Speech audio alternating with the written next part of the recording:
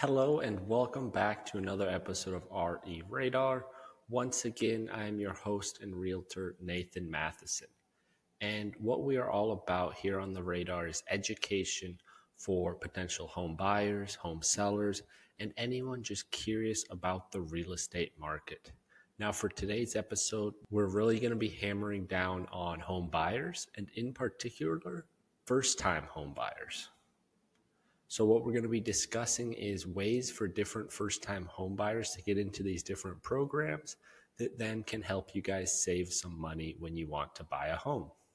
Now, there are a few different ones of these programs. So how I'm going to work this episode is essentially I'm going to give you guys a summary about these different programs, touching on what their names are, where you can find them, and then how you can become eligible for these programs and what these programs can then potentially get you when you're looking to buy a home. Now, the first one that I'm going to be touching on is the Washington State Housing Finance Commission, or the WSHFC. Not that that's any easier to remember. Now, obviously, in order for you to get assistance, you're going to have to meet a couple different requirements. For this program, the main ones on this, the max program limit they have is $180,000. So your income is going to have to be under the program limit, and the highest one that they have is $180,000. Obviously, some programs they offer will have a lower limit, but 180 is the max. Your credit score must be above 620, and then you'll also have to otherwise be qualified for an actual mortgage. If you've got all that checked, they say that you will probably be eligible. And then next up, touching on just how much assistance will this actually get you? They say that on average, the amount is about a $10,000 loan, depending on the specific program that you get into with them. And that interest rate is anywhere from 0 to 4%. And then how it actually works is that'll get tied into your normal mortgage. So you're not going to have to be paying two mortgages essentially.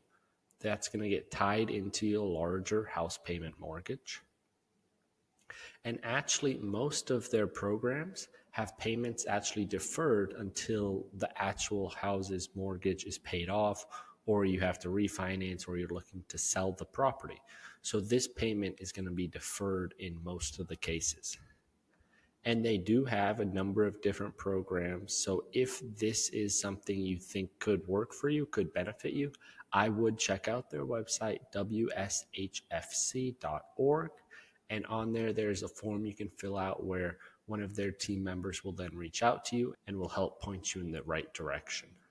Now, for my Seattle people here, the City of Seattle Office of Housing provides down payment assistance to people making at or below 80% of the area's median income, which on the screen right there, I'll have popped up those numbers for 2024. But for anyone who is listening, just letting you guys know, the family size, the at or below 80% of the area's median income here for a family of one is $84,000, family of two, $96,000, family of three, $108,000, and it continues getting up to family of eight size at $159,000. And how they have this money available is through the Seattle Housing Levy Fund, which, if you recall from last May 2023, they got approval for a $970 million investment to use over the next 7 years.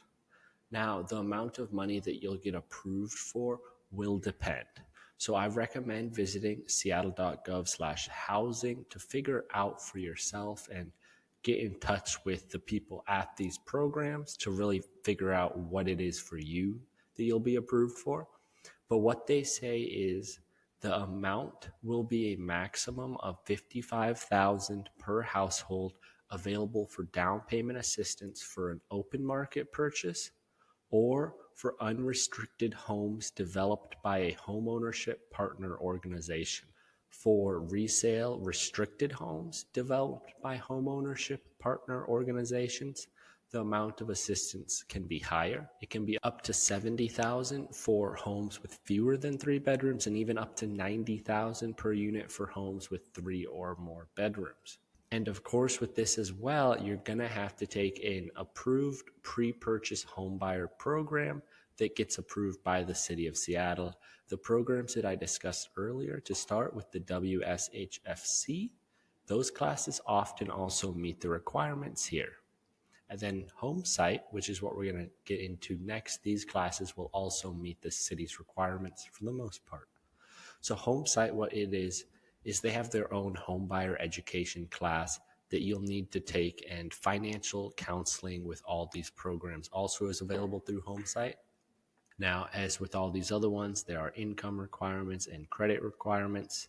And if you meet all those stipulations, you then take the home site class. The loan product that you can receive from them include a number of different organizations, like I'm touching on, blending these together.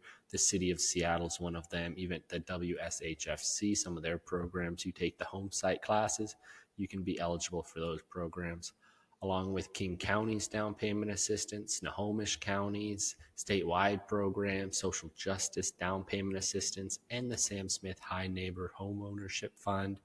So all these programs, there's so many of them.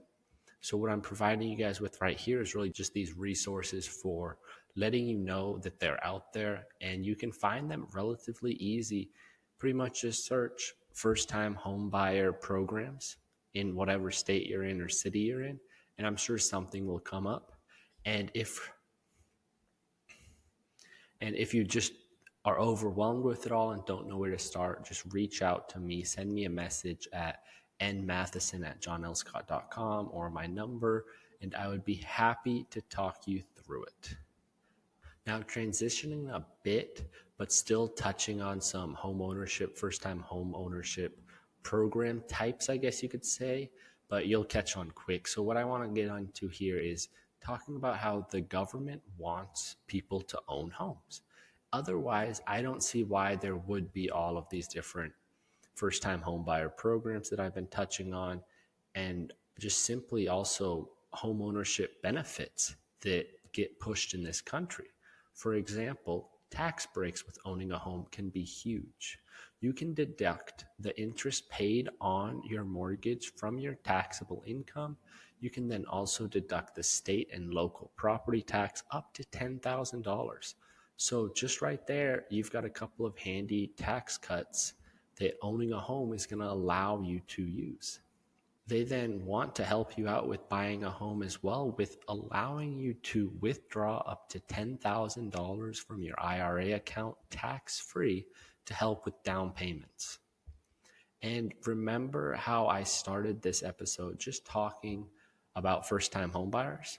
Well, we've got more for them, as first-time home buyers are allowed a mortgage credit certificate, which allows them to essentially claim a federal tax credit for a portion of the mortgage they pay each year. So the MCC, the Mortgage Credit Certificate, the MCC program in Washington is administered by the Washington State Housing Finance Commission, the WSHFC, which we've been touching on a lot this time.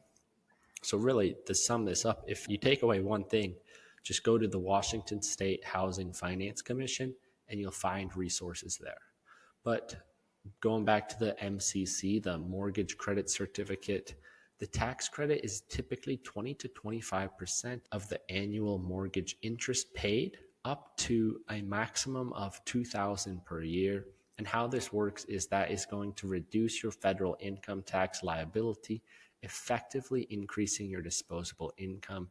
And do not worry, as the remaining mortgage interest can still be deducted as part of the mortgage interest deduction that is allowed for everyone that I touched on above. Now, another point to make quickly about the government and wanting to help you out with buying a home is with the FHA, a government agency that allows for buyers to get a mortgage with a down payment of as little as 3.5%. So, well, people might not think it at first, but homeownership is a huge importance in America. And so the government pushes it and tries to help their people afford to buy a home through these different potential tax cuts and programs and all of what I've been discussing here. So if you have any questions, feel free to reach out and I'd be happy to help you. But for now, it is time to jump back in to the random US market dives. I haven't been able to fit these in recently, so I want to make sure I can get that in for this episode because I really do love looking at different areas in the market and trying to see what's happening around the US because it's such a diverse country. And checking in with the random US city generator that I've got, what it spit out for me today is Fort Lee, a borough in New Jersey that has a slogan of where history meets excellence.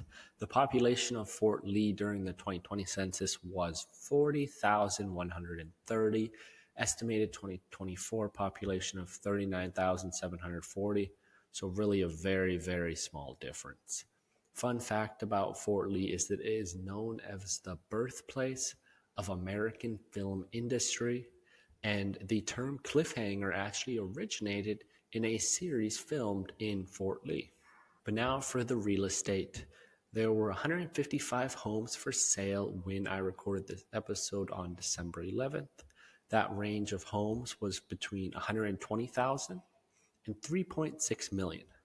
The median sales price here in Fort Lee is 538.5 thousand, and that number is actually down 13.5% year over year, with November 23 having a median sold price of 622,500.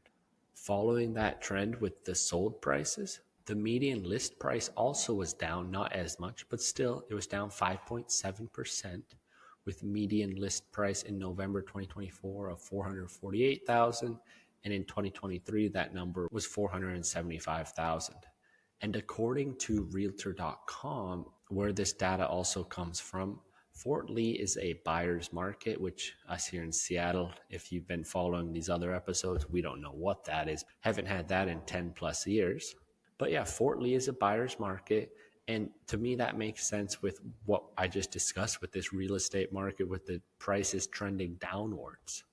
Now, pulling up the market and just pulling up a listing, and with the location, I decided to check out a condo, and I picked this 2-bedroom, 2.5 bath. It's listed for $998,500. It's a luxury condo with the building offering 24-hour security, concierge service, doorman assistance. Residents are enjoying exclusive amenities such as the indoor-outdoor pool. They've got tennis, basketball, and pickleball courts. They've got a jogging track. They've got a state-of-the-art gym. They've got all you can imagine. They've got a children's playroom, an outdoor playground, valet parking. So the condo has a lot of good amenities, and the condo itself features in-unit laundry, a private terrace, and a deeded garage. The condo is right on the riverfront as well, allowing you to find some beautiful views of the Hudson River, George Washington Bridge, and of course the famous New York City skyline. So if that sounded nice to you or looked nice to you as you were looking at the pictures, if you watch on the YouTube, let me know and I'll set it up for you guys to get that place for yourself. But with that, let's wrap up today. Again, I hope you learned something and found something interesting. Thank you so much for listening, and thank you for watching. Until next time.